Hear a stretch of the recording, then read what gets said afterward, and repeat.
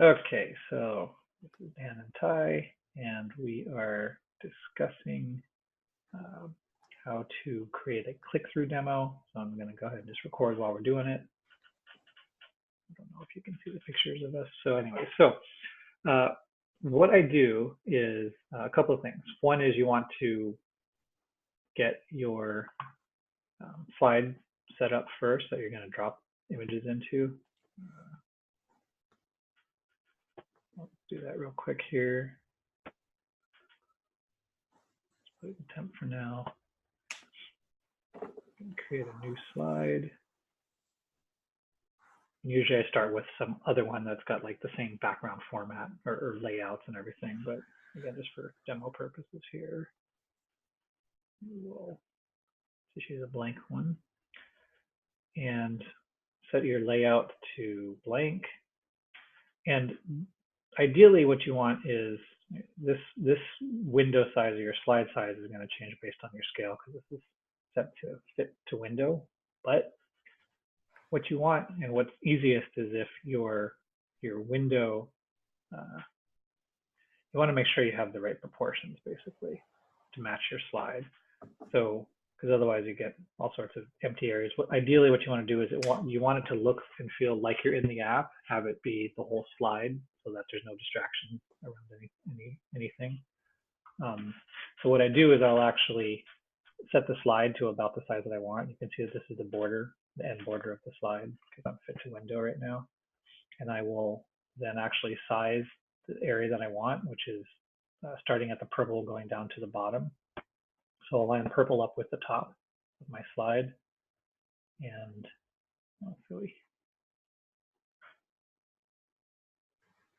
then I will make sure that the window ends at the bottom of my visible slide size. And then you can actually just do this by figuring out resolutions, but I don't do it that way. And then lining up on the right side and then getting yourself sized to here. So that's going to give you basically the right proportion. And then you can move that now that you've got that down. And if that looks too small, then, so make sure your viewing window has enough space to actually show what you want to show as well. So for example, we're going to be sitting in the boards and we're going to go across multiple things. So this is kind of small. I'll just down that. Okay, so now we're set up and we have our browser window, the same size as the slide or the same proportions as the slide. Again, you can do this by figuring out the slide resolution and then making some multiple of that in your window sizing as well. That's another way to do it. So let's say that my demo is going to start here where I have this issue that I want to use. I've set my, under system preferences, keyboard shortcuts, and then screenshots. There's a really cool one that was added in the latest OS release of Mac OS. I think it's 11. No, 11 is GitLab. Sorry, Mojave. That allows you to basically, it gives you a better screenshotting tool. It's called Screenshot and Recording Option. So I've actually set that to my Shift Command S. And what that allows me to do is when you Shift Command S, as you see, I've got this window and I can actually position it so it captures just the area that I want. So you want to make sure to get the bar, the purple bar that indicates where we are, get the top area as well, and then all the way down to the bottom. So you're basically grabbing the screen that you want to have in the slide.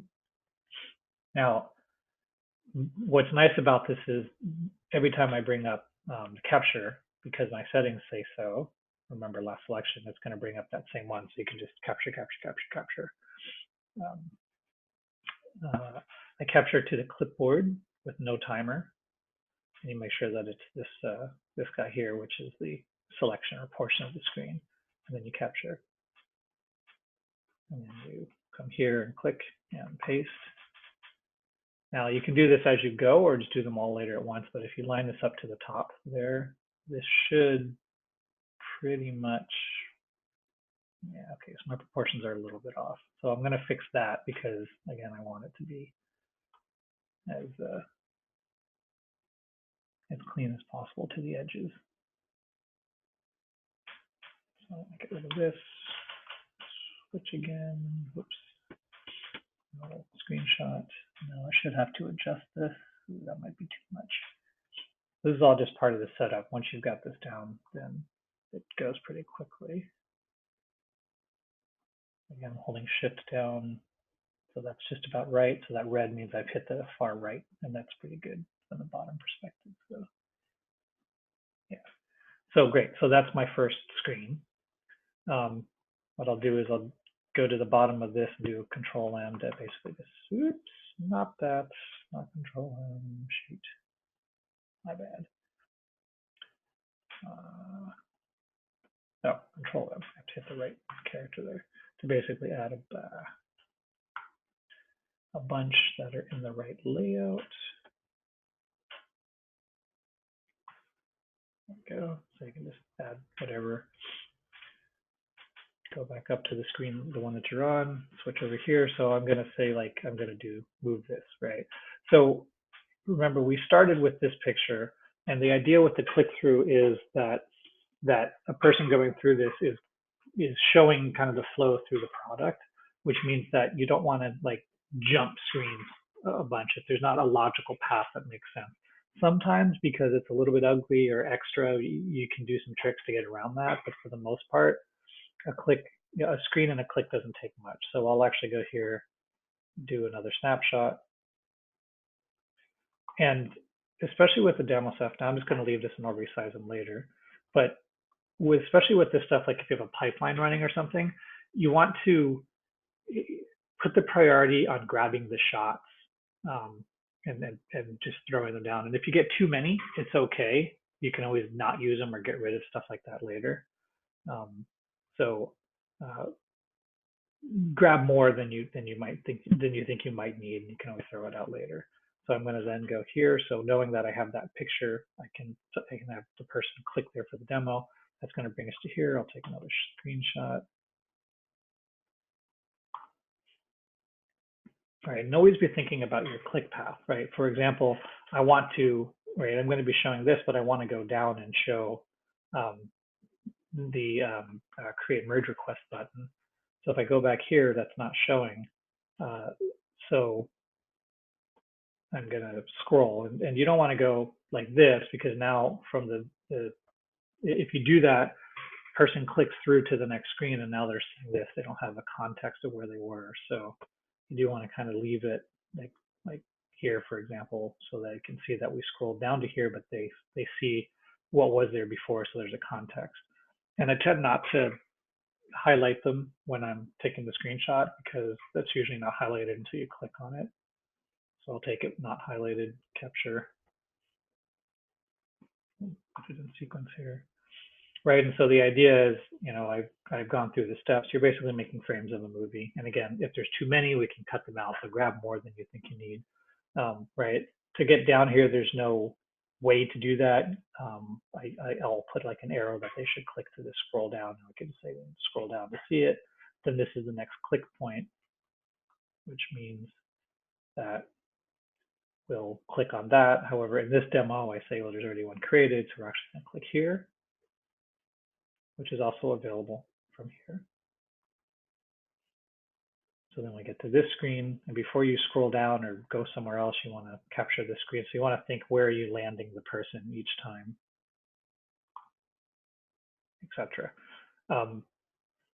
When you have something like a pipeline running and it takes time, just grab a few shots throughout, and then again, you can throw out stuff you don't want, or you can sequence it so that it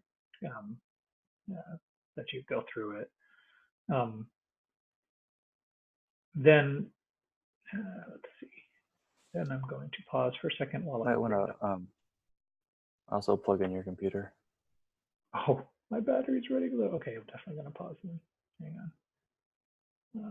Pause share. Where's pause recording? Pause recording. Okay, so let's say we've got a few screenshots. Let's say this is the total of what we want. Again, keep in mind this is a presentation, which means someone has to do some activity in order to get to the next piece. So the first thing is we want to make sure these are all sitting in the right place. So we'll do that real quickly here. I haven't found a utility that will do this automatically, although we could probably write a script or something, especially if we're going to keep doing so many of these.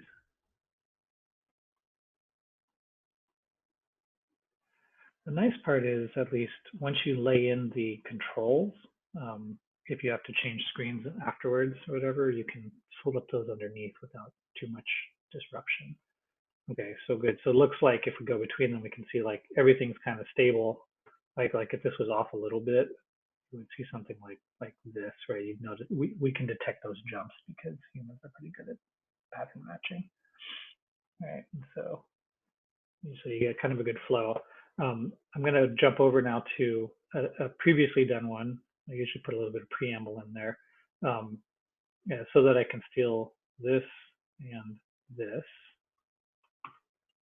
I'm going to copy those and bring them over here. This is the first, so I'll just paste them into this first one. So what these are, this item is, it's kind of just lazy, but this is a transparent yellow box. So I've set it with yellow and with transparency so that you can still see what's underneath. And it's got a link that's been set on it to go to the next slide when it gets clicked. Now, the reality is, in a presentation, if you click on something anywhere in the presentation on the current slide, it will go to the next slide. So you don't actually need this. You could actually have it jump to lots of different places. But so what I'm doing is, since this is the first click point, right, I'm putting this on top of that. And this is where you put the text bubble that kind of narrates or gives like the, whoops, something like click here to, or actually, I don't like click here. I try and avoid that. Well, I've done that. Click to go to, click to move this issue. Or actually, instead of click, because that's kind of what these are.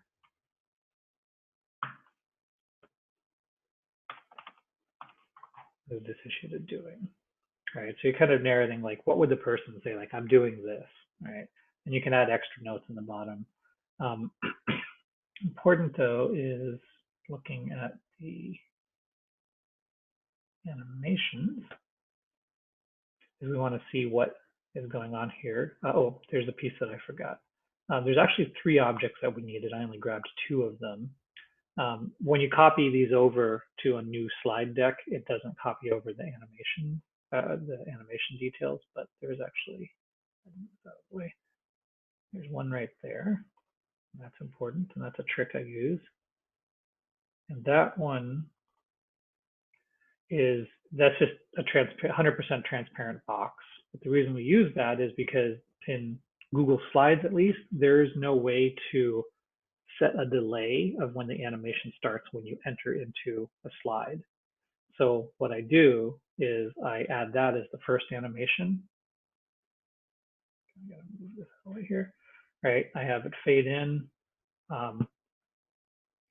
this case with previous or after previous. So in this case, if you start if it's the first thing after previous is once the new slide comes on, then this will fade in. And the reason we want fade is because this allows us to say how long, and we can go up to 5 seconds because that's just the settings they have. So this is going to give us a 5-second fade before the next animation happens, which means that there's a 5-second, we'll see this screen, and before we animate the yellow in, which is next, we'll have 5 seconds.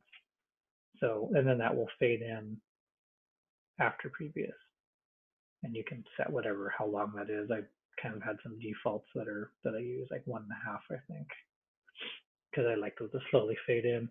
And then this I fade in at the same rate. So with previous should be 1.5.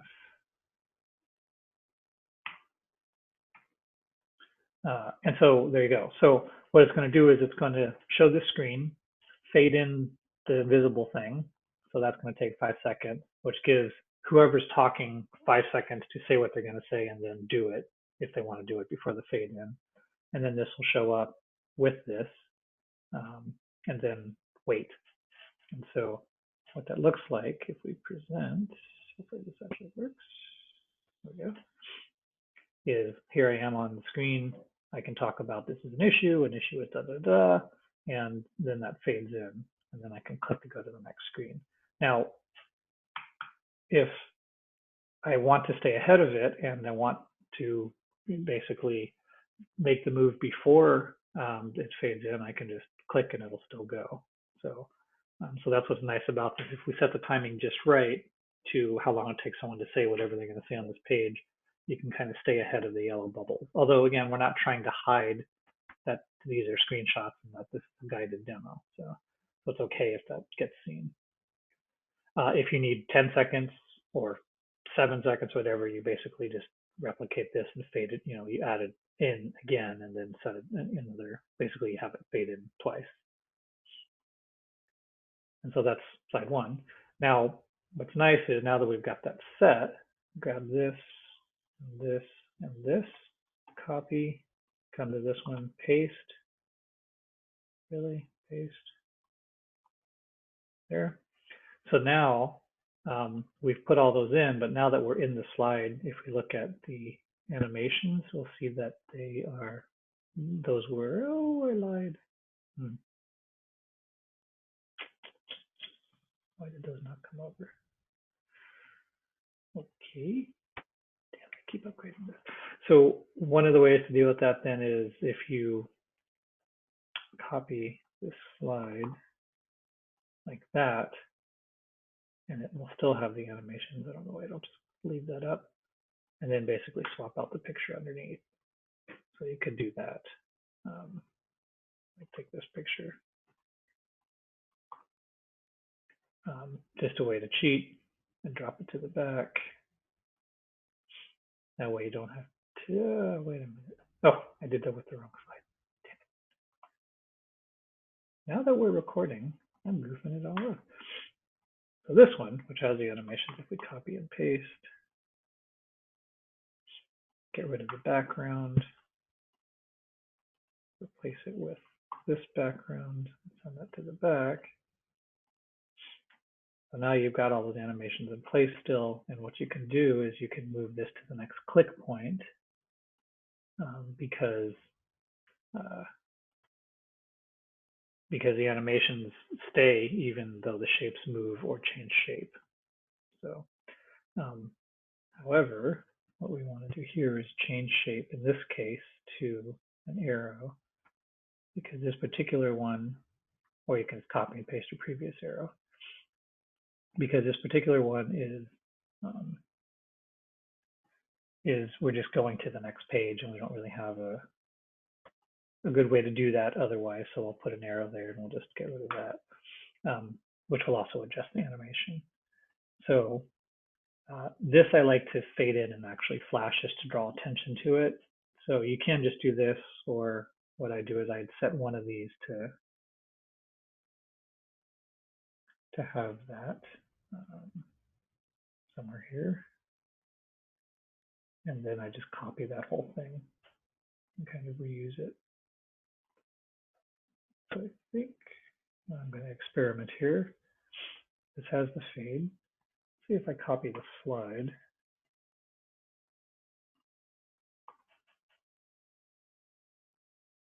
Don't link, yeah. So that brought over all of the animation. So then again, I can do this, get rid of that, and put it there, drop it to the back. So then what that'll do is we start the whole thing. I'll have this in 5 seconds, I think is what we set. It should highlight. So we moved it. I didn't actually adjust this, but I would put it here and go to the next one. And then eventually it would fade in here and say, hey, go down, scroll down. So then we would click that and it would go to the next screen, which we haven't set yet. So and this we might want to move.